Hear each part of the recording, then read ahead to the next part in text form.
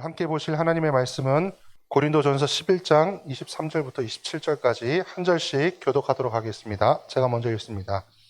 내가 너희에게 전한 것은 주께 받은 것이니 곧 주께서 잡히시던 밤에 떡을 가지사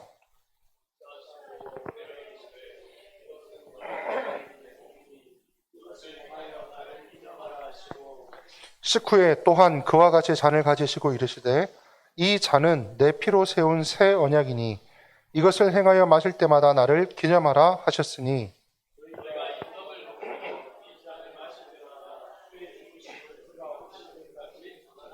같이 읽습니다.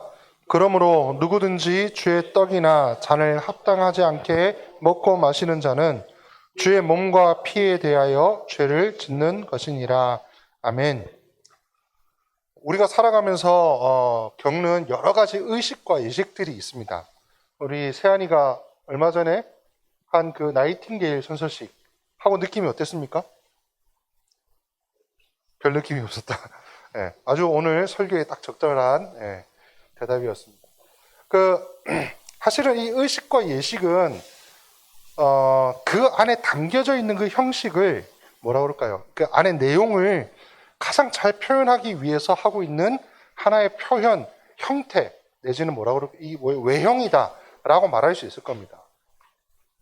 제가 목사 안수를 2007년도에 받았는데 목사 안수를 받을 때 어떻게 목사 안수를 받냐면 뭐 여러 가지 순서가 있지만 하이라이트는 목사 안수 받는 강도사님들 앞으로 나오세요. 이래가지고 강대산에 다 올라가면 방석들이 있습니다. 그 방석에 무릎을 딱 꿇고 딱 앉으면 선배 목사님들이 노예에 있는 선배 목사님들이 오셔가지고 머리를 확 누르면서 안수 기도를 해주세요. 그러면 이제 그게 안수식이 되는 겁니다.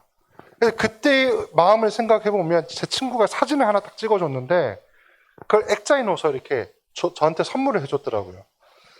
아무리 찾아도 찾을 수가 없어가지고 버렸는가 봐요. 이런 거죠. 세안이가 아무 느낌이 없었다는 거랑 시간이 지나서 저도 그 사진을 버렸다는 거는 그 당시에 그 안수 받았을 때 무릎을 꿇고 있었던 그 모습은 어떤 마음이었을까요? 목사 안수 받는 사람이 하나님 앞에서나 성도들 앞에서 섬기는 종의 모습으로 교회를 섬기고 하나님의 나라를 섬기겠다라는 헌신을 가지고 그 시간을 보냈지 않았겠습니까? 그러니까 그 예식의 하나의 모습은 그 내용을 담고 있다는 겁니다. 제가 천주교를 그렇게 좋아하진 않지만 제가 어디에서 글을 읽었는데 천주교 사제 서품식을 할 때 사제들이 그 신부가 되는 서품식을 할 때 어떻게 하냐면 하얀 가운을 입는데요.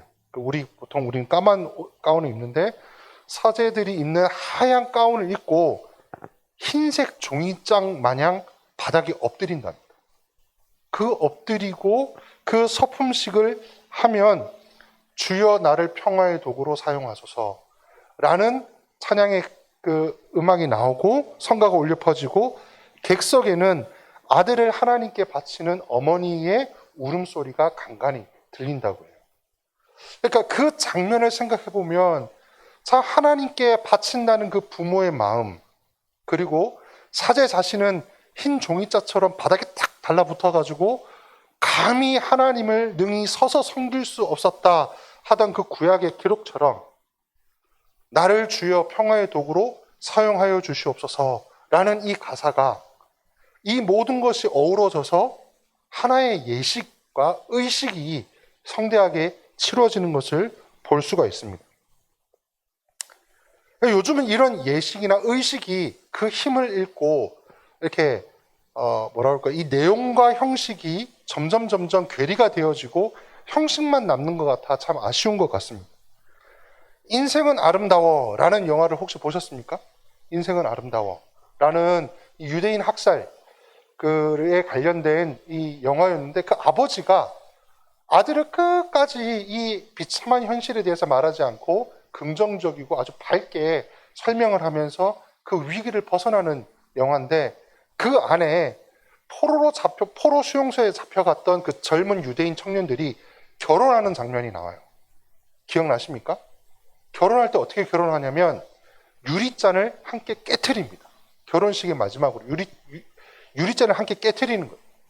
그러면 그 유리잔이 깨지면 우리도 그렇게 깨질 것이다 라는 것을 하는 것이 아니라 한번 하나님 앞에서 맺어진 이 언약은 이 유리잔이 깨어진 걸 다시 붙일 수 없고 돌이킬 수 없는 일이 된 것처럼 우리의 언약은 변함이 없고 불변하다라는 것을 상징적으로 보여주는 거예요.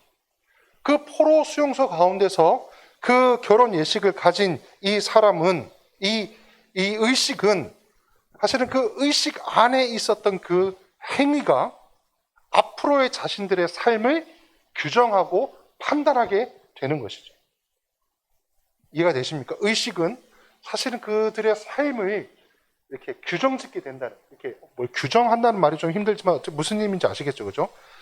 그러한 예식과 의식이 우리의 삶을 지배하게 된다, 규정하게 된다라는 것입니다. 오늘 설교 제목이 기억하라입니다. 기억하라. 사실은 이 구약 성경에 보면, 사복음서에 보면 나를 기념하라라고 되어 있는데 영어로는 remember me 되어 있습니다. remember me 하면 뭐가 가장 기억이 남습니까? 네, 그럴 줄 알았어요. remember me, 또 remember me. 이 코코 영화인데 사실은 이 애니메이션이라는 게 상당히 그런 그 함정이 있습니다. 성경의 아주 중요한 단어, 개념, 예수님이 하신 말씀, 그걸 가져다가 다른 개념으로 만들어서 사실 이걸 이렇게 혼동시켜버리고 막 이렇게 섞어놓는 안 좋은 점이 있는데, 어쨌든 이 remember me라는 이 말은 사실 코코 영화보다도 예수님이 먼저 생각이 나야 돼요. 예수님이 성찬식을 베푸시면서 제자들에게 하셨단 말이 remember me, 나를 기억하라 라고 말씀하셨다는 겁니다. 그러면서 예수님이 하신 일이 있는데 그것이 바로 하나의 예식, 의식, 그 성만찬, 성찬식을 제자들에게 remember me라는 예식을 거행하셨다는 거죠. 그렇다면 사실은 이 어떤 우리 정 목사님이 지난번에 얘기하시면서도 성찬에 대해서 얘기하시면서도 유일하게 하나님께서 직접 제정하신 예식은 이 성찬식밖에 없습니다. 그렇다면 이 예식은 그만큼 어마어마한 의미와 중요성을 가지고 있고, 그 중요한 예식은 우리의 삶을 어떻게 해야 됩니까? 규정하고 지배하고 영향력을 미쳐야 되는 거죠. 근데 실제는 어떻습니까, 우리가? 성찬식 한다고 광고 들으셨을 때, 내 삶을 좀 돌아봐야 되겠다라고 한 주간 돌아보셨습니까? 성찬식을 하고 나면 내일부터의 우리의 삶이, 그 예식이 우리의 삶을 규정하고 지배하는 삶이 될까요? 이미 우리는 이 예식과 이 예식이 가지고 있는 형식과 그 내용이 분리되고 괴리된 삶을 이미 살아가고 있다는 거예요. 예수님께서 나를 기억하라 라고 말씀하신 이 사건에, 이 예식의 의식에 우리는 그 의미를 너무나도 잘 머리로는 알고 있지만 다시 한 번 더 되새기면서 그 의미가 나의 삶을 지배하도록 다시금 우리의 마음을 새롭게 해야 할 필요가 있습니다. 그래서 첫 번째로 볼 것은 함께 읽어볼까요? 시작. 내 안에 주님이 사심을 선포함입니다. 성찬식이 갖는 의미가 무엇이냐면 내 안에 주님이 살아계심을 선포하는 그것입니다. 성찬에서 떡은 주님이 날 위해 십자가에서 자기 몸을 찢으셨다라는 것을, 찢기신 살을 상징하는 것이죠. 23절과 24절 같이 한번 읽어봅시다. 시작. 내가 너희에게 전한 것은 주께 받은 것이니 곧 예수께서 잡히시던 밤에 떡을 가지사 축사하고 떼어 가사되 이것은 너희를 위하는 내 몸이니 이것을 행하여 나를 기념하라 하시고, 그 주님이 떡을 들어 축사하시고 떼어 너희들에게 그 제자들에게 주시면서 이것은 내 몸이니 이것을 행하여 나를 기념하라 라고 말씀하셨다는 것이죠. 그러니까 이 떡은 사실 주님의 몸을 의미하는 겁니다. 지난주 우리 그 종교개혁 특강 들었지 않습니까? 종교 개혁이 이루어지는 과정 가운데 많은 중요한 논쟁들이 있었지만 아주 가장 중요하다고 말할 수 있는 논쟁 중에 하나가 이 성만찬 논쟁입니다. 천주교는 그 논쟁에 뭐라고 했냐면 화채설, 될 화자의 몸채자. 그래서 신부가 사제가 이 떡을 들고 축사하는 순간 어떻게 된다고요? 이 떡의 본질이 그리스도의 몸의 본질과 같아진다. 그 화채설을 주장했습니다. 근데 그것이 맞지 않다라고 얘기하면서 루터는 공제설, 그 떡의 본질은 그대로 있지만 그 떡의 본질과 함께 그 위에 옆에 아래에 그리스도의 본질이 함께 임한다. 그 공제설을 주장했고 찌빙글리는 기념설 아니다. 떡은 떡 그 자체다. 하지만 이 떡을 함으로써 우리는 그냥 기념하고 기억하는 것이다. 마지막에 칼빈은 영적 임재설. 떡은 그 자체로 있는지 모르겠지만 찌빙글리 네 말은 너 맞아. 하지만 그럼에도 불구하고 예수님께서 이 예식을 우리에게 주셨을 때 그리고 행하라고 하셨을 때 우리가 그 말씀을 따라 행하면 이 떡과 함께 하나님께서 그 성찬의 그 떡과 잔 위에 예수님이 영적으로 실제로 임재하신다라는 개념으로 만찬이 진행이 됐어요. 어떤 게 맞는 것 같습니까? 여러분들의 의견은 필요 없습니다. 이 과정을 거쳐오면서 사실 우리 합동교당, 우리 예수교 장로교는 칼빈 영적 임재설을 받아들이고 그것이 더 온당하다, 성경적인 해석이다라고 믿습니다. 어쨌든지 간에 기념설이든 공제설이든 화채설은 받아들일 수가 없고 성찬식을 통해서 예수님께서 우리에게 주시고자 하시는 일은 이것과 함께 임하는 영적인 은혜가 이 떡과 함께 너희들의 삶 가운데 거한다라는 것을 기억하기 원한다라는 말씀이 그 안에 들어있다는 것이죠. 또 포도주는 특별히 이 포도주를 생각해 보면 25절, 26절 같이 한번 읽어보겠습니다. 제가 어제 정신없이 하다 보니까 고린도서 13장이라고 적었는데 11장입니다. 네, 죄송합니다. 25절, 26절 같이 한번 읽어보겠습니다. 시작. 이가 같이 잔을 가지시고 가라사대 이 잔은 내 피로 세운 새 언약이니 이것을 행하여 마실 때마다 나를 기념하라 하셨으니 너희가 이 떡을 먹으며 이 잔을 마실 때마다 주의 죽으심을 오실 때까지 전하는 것입니다. 여기서 주목하고 싶은 것은 뭐냐면 이 잔은 내 피로 세운 언약인데 무슨 언약이라고요? 새 언약. 그러면 올드 언약은 뭘까요? 그렇죠. 시내산에서 모세와 함께 이스라엘 백성들에게 주셨던 그 하나님의 언약이 있는데 그 언약은 예수님이 오심으로 말미암아 끝이 났고 예수님의 피, 예수님이 주시는 이 잔을 먹고 마실 때 우리는 옛 언약에 매여 있는 존재가 아니라 어떤 존재라고요? 새 언약. 이전에는 내가 무엇을 해야만 구원을 받는다라고 믿었고 내가 무엇을 해야만 하나님의 합당한 자녀다라는 공식이 성립이 됐다면 이제부터는 그 공식은 파해졌고 다 무너졌고 새로운 언약과 새로운 율법이 생겼는데 그것은 바로 예수님께서 나를 위해 십자가에 못 박혀 죽으심으로 말미암아 내 죄가 다 사여지고 나는 하나님의 자녀, 나는 보잘것없지만 그럼에도 불구하고 하나님께서 나를 자녀 삼아 주심으로 말미암아 이전에 종이었고 외인이었고 아들이 아닌 신분이었지만 그 복음으로 말미암아 예수님의 그 새 언약으로 말미암아 내가 하나님의 자녀가 되고 이제는 내가 무엇을 해야만 구원을 얻는 게 아니라 하나님께 받은 그 사랑과 구원에 감격하여 이 일을 하지 않으면 내 마음이 답답해서 견딜 수가 없고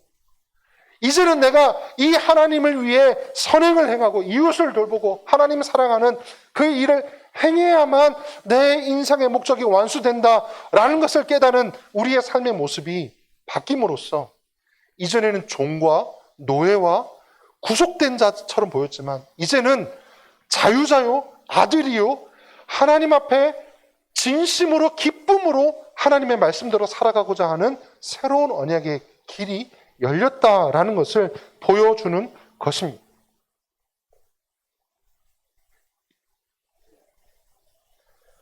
그래서 오늘 이 본문 말씀에 보면 너희가 이 떡을 먹으며 이 잔을 마실 때마다 주의 죽으심을 오실 때까지 전하는 것입니다. 우리가 먹고 마시는 것은 그냥 먹고 마시는 게 아니라 뭘 하기 위해서 하는 거라고요? 주의 죽으심을 오실 때까지 전하는 것이다. 예수님이 죽으셨다. 나를 위해 죽으셨다. 너를 위해 죽으셨다. 우리 모두를 위해 죽으셨다. 그래서 그 구원을 위해 우리가 할 일은 하나도 남지 않았다라는 것을 보여주는 것이라는 것이죠.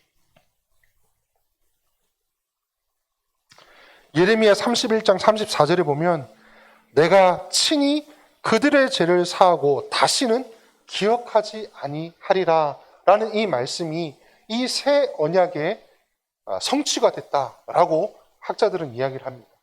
그러니까 이 말을 다시 하면 내가 친히 그들의 죄를 사하고 다시는 기억하지 않기 위해 너희는 기억하라. 나는 기억하지 않을 건데 너는 기억하라. 나는 너희의 죄를 기억하지 않을 거지만 너희는 내가 너희의 죄를 기억하지 않음을 기억하라. 라고 말하는 거예요. 이 예수님께서 우리를 위해 기억하라 라고 말하는 이 말씀이 저와 여러분들의 삶의 의미가 되기를 바랍니다. 왜냐하면 말씀드린 것처럼 우리는 이제는 누가 우리 안에 사는 것입니까? 내 안에 내가 사는 게 아니라 예수 그리스도가 사는 것임을 기억하고 선포하는 행위가 이 성찬식이고, 이 성찬식은 이 자리에서 떡과 잔을 먹고 마심으로 끝나는 것이 아니라 그것이 우리의 삶에 이어져서 단순히 머리로만 기억하고 머리에만 암기하는 그런 기억이 아니라 내 삶에 적용되고 실천되는 기억이 우리 가운데 있어야 한다는 것입니다. 성찬은 칼빈이 얘기하는 것처럼 주님의 살과 피가 우리의 몸에 영적으로 임재하는 예식이다라고 할 수 있습니다. 우리 안에 그리스도가 사는 것이라는 고백이 이 성찬을 중심으로 그 전과 그 이후에 끊임없이 예수가 우리 안에 살고 있음을 드러내고 증거하는 삶이 되어야 하는 것입니다. 보통 교회는 성찬식을 몇 번 할까요? 1년에. 제가 자랐던 교회하고 오랫동안 사역했던 해운대에 있는 교회는 1년에 2번 했습니다. 그죠? 그리고 큰 교회, 부정교회도 1년에 2번 합니다.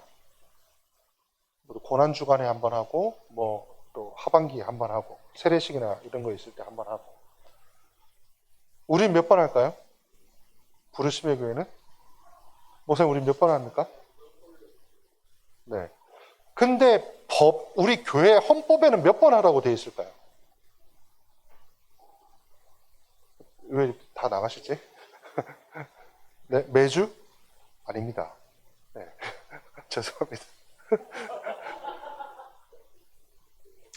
그 교회의 상황에 대해 결정하되 다만 너무 자주 해서 성찬식을 경히 여기지 않을 정도로 하라. 이 말은 뭘까요? 아주 좋지만 인간의 죄된 습성상 반복되다 보면 아까와 같은 일이 벌어진다는 거죠. 예식과 그 내용이 괴리감을 갖게 되고 괴리가 되고 분리가 되면서 타성해졌고 습관에 젖으면 그 예식이 더 의미를 잃어간다는 거예요. 근데 2번 하는 거는 너무 떨어져 있어요. 우리는 한 달에 한 번 하잖아요. 그러니까 한국 교회 안에서는 진짜 많이 하는 거라고 볼 수 있습니다. 제가 어디 싱가포르에 갔더니 매주 하더라고요. 매주. 거기에 비하면 우리는 좀 작게 합니다. 근데 횟수가 중요한 게 아니라 뭐가 중요합니까?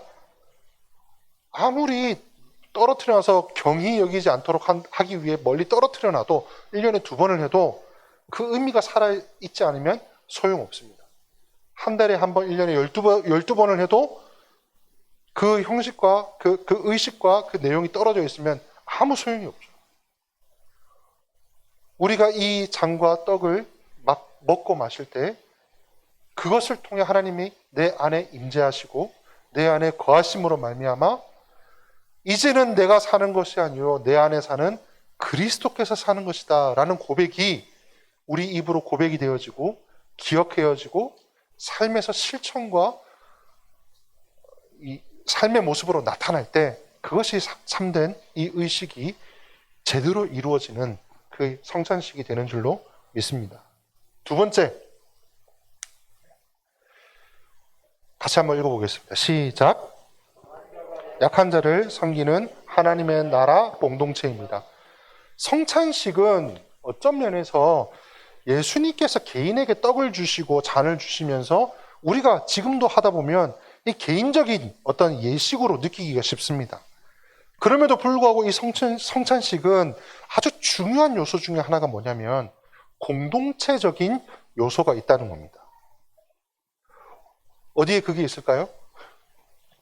오늘 우리가 읽은 고린도전서 11장에 바울이 이 성찬식을 언급한 이유가 뭐냐면 성찬식 할 때마다 문제가 있었어요.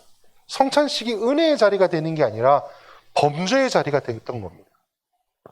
그래서 27절 말씀에 보면 11장 27절입니다.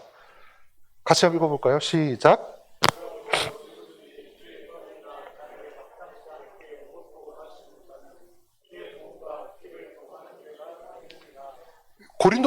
고린도 교회의 이런 주의 떡이나 잔을 합당치 않게 먹는 일이 있었습니다.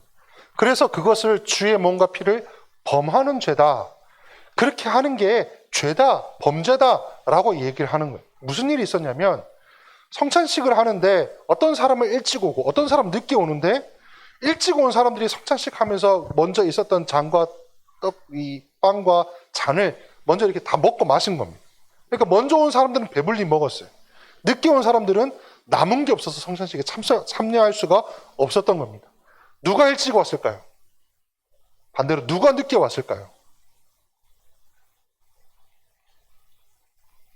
이제 주석을 쭉 이렇게 살펴보니까 누가 늦게 왔느냐에 대해서 대부분의 학자들의 견해는 그 당시에 교회 안에 여러 신분의 사람들이 있었는데 돈이 있고 부유한 사람들은 자기네들이 음식을 가지고 일찍 여유 있게 와가지고 먼저 성찬식을 거행한 반면 노예나 그 아주 하층 계급에 있는 사람들은 그 일을 마치고 허겁지겁 늦게 달려오는 경향이 있었다.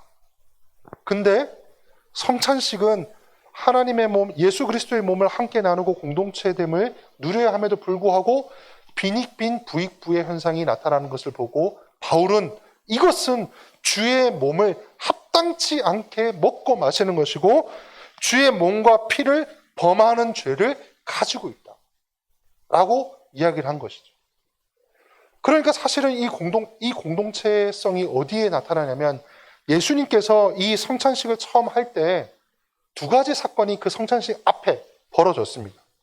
첫 번째는 세베대의 아들 어머니가 예수님께 자기 아들들의 자리를 구하는 겁니다. 이 사건 기억하십니까? 우리 아들이 있는데 주의 나라에서 하나는 주의 우편에 하나는 주의 좌편에 앉게 명하소서 이렇게 얘기하니까 제자들이 그 얘기를 했다는 얘기를 듣고는 두 형제에 대하여 분이 여겼다라고 얘기해요. 마태복음 20장에 있는 내용인데 그래서 예수님께서 그 제자들을 불러다가 이방인의 집권자들은 그들의 임의대로 주관하고 그 고관들이 그들에게 권세를 부리는 줄을 너희가 알거니와 너희 중에는 그러지 말아야 할지니 너희 중에 누구든지 크고자 하는 자는 너희를 섬기는 자가 되고 너희 중에 누구든지 으뜸이 되고자 하는 자는 너희의 종이 되어야 하리라. 인자가 온 것은 섬김을 받으려 함이 아니라 도리어 섬기려 하고 자기 목숨을 많은 사람의 대속물로 주려 함이라. 성찬식 전에 있었던 사건 1번이 뭐냐면 내가 높은 자리에 올라갈 거야. 내가 힘 있는 자가 될 거야. 내가 부유한 자가 될 거야. 라는 그 사건이 있었는데 예수님이 반대로 하신 말씀이 아니야. 섬기는 자가 돼야 돼. 강한 자가 약한 자를 섬기는 거야. 두 번째 사건은 예수님께서 제자들의 발을 씻기신 사건입니다. 그런 일이 있어가지고 막 이렇게 막 서로 제자들, 이 세베대의 아들, 그 어머니가 세베대의 이 아들들을 위해서 이렇게 예수님과 딜을 하려고 했던 그 장면을 알고 제자들이 막 분해 있는데 저녁 먹는 장소로 들어오면서 제자들이 어떻게 들어갔을까요? 서로 시기하면서 야 그랬대 이러면서 들어가는데 이 유대인들이 식사 자리에 들어갈 때 어떻게 들어갑니까? 발을 씻고 들어갑니다. 먹을 때 어떻게 먹어요? 이렇게 비스듬하게 누워서 먹지 않습니까? 그러면 내가 비스듬하게 누워서 먹으면 왼쪽으로 눕나요? 왼쪽으로 이렇게 누워서 이렇게 먹으면 내 왼편에 있는 사람의 발이 어디에 있습니까? 내 코와 입 주변에 있습니다. 그런데 그 당시에 그 관계, 하수구 이런 게 잘 됐을까요? 진흙탕에 또 그 오물에 이런 것들이 엄청 많은 길을 걸어갔던 이 제자들과 예수님이 식사 자리로 들어갑니다. 발을 씻고 들어갔을까요? 안 씻고 들어갔을까요? 안 씻고 들어갔겠죠. 그래서 예수님이 씻겨주신 거 아닙니까? 왜 안 씻었을까요? 씻어주는 원래 하인이나 종이 집 앞에 있어야 되는데 없는 겁니다. 일본으로 들어갔던 누군가가 없네? 그럼 내가 물 떠다가 발을 씻어야지. 근데 내가 씻어야지 하고 보는데 저 뒤에서 누가 들어오는 거예요. 이번 타자가 두 번째 제자가 들어오면 야 이거 잘못하다가 내가 제 발까지 씻어줘야 되겠네? 그러니까 안 씻고 들어간 겁니다. 제 상상입니다 이거는. 방정사 아주 이렇게 안도의 한숨을 쉬었는데 1번 타자가 그러니까 2번 타자가 그러고 2번 타자부터 12번 타자까지 다 그렇게 들어갔습니다.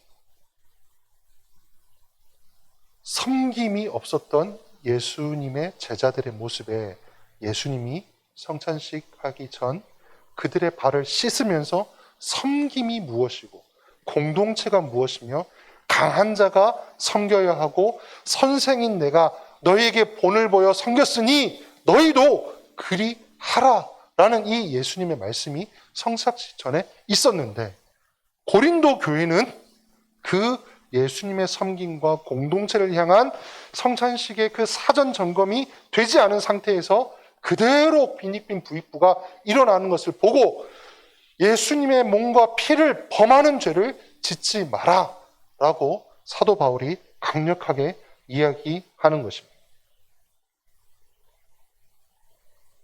너희 중에 누구든지 으뜸이 되고자 하는 자는 너희의 종이 되어야 하리라. 인자가 온 것은 섬김을 받으려 함이 아니라 도리어 섬기려 하고 자기 목숨을 많은 사람의 대속물로 주려 함이라. 내가 주와 또는 선생이 되어 너희 발을 씻었으니 너희도 서로 발을 씻어주는 것이 옳으니라. 성찬식 전에 있었던 이 사건들을 통해 예수님께서는 강한 자가 약한 자를 섬기는 하나님의 나라, 그 하나님의 나라의 공동체됨을 꿈꾸고 계셨던 것입니다. 그리고 바울은 고린도 교회 안에 빈익빈 부익부 현상이 드러나는 이 성찬의 자리를 보며 이러한 강한 자가 약한 자를 섬기는 그 하나님의 나라, 그 공동체를 꿈꾸셨던 주님의 마음을 다시 한 번 더 상기시키며 섬김이 없는 성찬은 주님의 몸과 피를 범하는 죄라고 규정지으며 이야기하고 있는 것입니다. 오늘 성찬식에 우리가 합당한 마음으로, 합당한 모습으로 이 성찬식에 참여하는 것이란 위로는 하나님 앞에 지은 죄와 옆으로는 이웃에게 지은 죄를 고백하며 함께 참여하는 겁니다. 성찬식을 하기 전에 교회 법에 이렇게 되어 있어요. 일주일 전에 성찬식을 알리게 되어 있습니다. 그러면서 꼭 하는 말이 있죠. 뭐라고 얘기합니까? 성찬식 하면서 광고하면 뭐라고 얘기합니까? 한 주간 동안 여러분들의 삶을 잘 살피고 돌아보셔서 성찬에 참여할 준비를 하고 오십시오 라고 말합니다. 그럼 보통 우리는 어느 수준에 하냐면 수준이란 말은 그러니까 어느 차원으로 하냐면 내가 개인적으로 하나님 앞에서 지은 죄가 있느냐 이거는 살펴봅니다. 근데 뭘 안 보냐면 내가 이웃과 무엇을 돌아보아야 하는가는 좀 빠지는 것 같아요. 그래서 성찬에 대해서 준비하고 우리가 성찬에 거룩하게 참여합시다 라는 이 광고의 말은 어떤 부분을 다 가지고 있습니까? 위로는 하나님과 옆으로는 이웃과의 관계 안에 우리가 돌아보아야 할 부분들이 무엇이 있는지를 살피고 돌아올 때 합당하고 온당한 이 성찬에 참여하게 된다는 것입니다. 서로의 차이를 넘어서 은혜의 자리로 나아가는 것. 제가 사실 이 설교 준비를 하면서 우리 교회는, 우리 부르심의 교회는 성찬할 때 어떤 공동체성을 더 극복해야 될까 고민을 했지만 답은 얻지 못했습니다. 앞으로 차차 우리가 찾아가야 되겠죠. 그래서 우리가 이 안에 있으면서 어떤 공동체성을 회복해야 될지 좀 같이 기도하고 또 성찬식을 매달 한 번씩 하면서 그 답들을 찾아갈 수 있으면 좋겠다라는 생각이 들었습니다. 세 번째, 같이 읽어보겠습니다. 시작. 회개와 거룩한 삶으로 연결되는 성찬식입니다. 세 번째는 이게 답니다. 말 그대로예요. 그죠? 오늘 이 성찬식으로 끝나는 게 아니라 앞으로의 삶에 연결이 되고 12월 첫 주에 또 성찬식을 할 때는 우리가 우리 자신을 바라보면서 내가 한 주간을 잘 살폈나 다시 한번 더 돌아보고 반성하는 시간이 되어야 합니다. 제가 이번 설교를 하면서 사실은 어떤 한 글을 읽었는데 제가 만든 글이 아닙니다. 누가 글을 적었더라고요. 근데 이게 제 머릿속에 콱 박혔어요. 의식이 의식을 규정하는 삶. 그러니까 아까 얘기했던 것처럼 그 예식과 의식이 우리의 삶을 지배하고 영향력을 미치고 규정하는 삶. 우리가 치르는 이 의식이 우리의 의식을 규정하고 이끌어가는 삶. 그것이 바로 성찬식입니다. 그것을 우리의 마음속에 좀 기억하고 마음과 머리에만 기억하는 것이 아니라 우리의 삶으로 그것을 기억을 드러내는 저와 여러분의 삶이 되시기를 주님의 이름으로 축원합니다.